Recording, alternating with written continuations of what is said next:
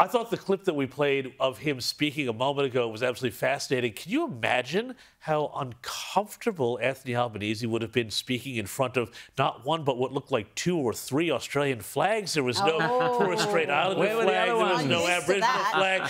You know, I think somebody in protocol at the embassy is going to get a talking to. But seriously, though, you know, it's interesting here because this AUKUS thing has really kind of gone out of Labor's control now. And it's interesting to me here how they've now got people on the left within Labor who are now making a lot of noises against AUKUS. You've got people in the Greens who can't stand it. And yet at the same time, you know, we're in this incredibly powerless position here. The only criticism that is correct about AUKUS is that it is not going to get us the sort of weaponry we need now anywhere near fast enough. And this government is completely dithering when it comes to defence procurement.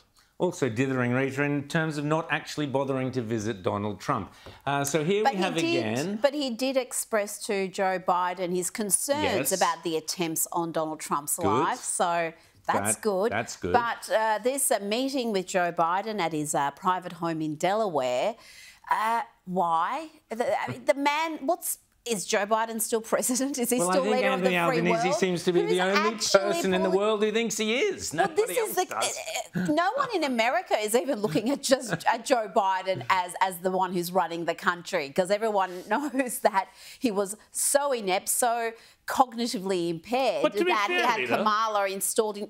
Is Albanese really the one running Australia? Yeah, very good, very good. Well, there you go. Well, the reason I wanted to look at that footage of Rudd and Albo wandering around, Rita and James, was, of course, Albanese said, "Oh no, I'm not going to bother visiting Donald Trump." Reminds me of Malcolm Turnbull, who at a similar point in the election cycle back in 2016 said, "Oh no, I'm not going to bother visiting Donald Trump." But I thought this man there on the left, where Kevin Rudd was Donald Trump's great new mate. I thought, you know, he was trying. I thought Kevin Rudd had, you know, had the keys to the Donald Trump Mar-a-Lago. I don't think Mr. Trump is going to be forgiving or forgetting the things Kevin Rudd has said.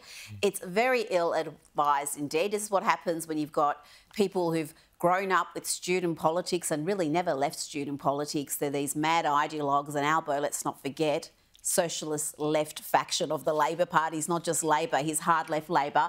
And we're talking here about the man who's likely to be president again, and you don't want him to have ill will towards the Prime Minister or the Ambassador or Penny Wong or anyone else who's in a position of power within the government. Well, and, you know, it's also important, too, to note that just with all of this talk about AUKUS and defence here, just how dangerous a Harris presidency would be, I think, for Australia. Because if you look at the history of Democrat administrations over the last 20 years, they have been incredibly chaotic on the foreign policy front. You know, under Obama, we had the Arab Spring and all of that disaster. Under Biden, we've had Iran and Ukraine and October 7th. All of these due to Democrat weakness. And then if you start to extend that to the Pacific, which is, of course, where the next obvious hotspot is for authoritarian countries like China to start making their play against, you know, what they see as a declining, weakening American empire, then Australia is absolutely in the frame. And so to be acting like, you know, Trump's not a good thing for Australia, I think is disastrously wrong-headed.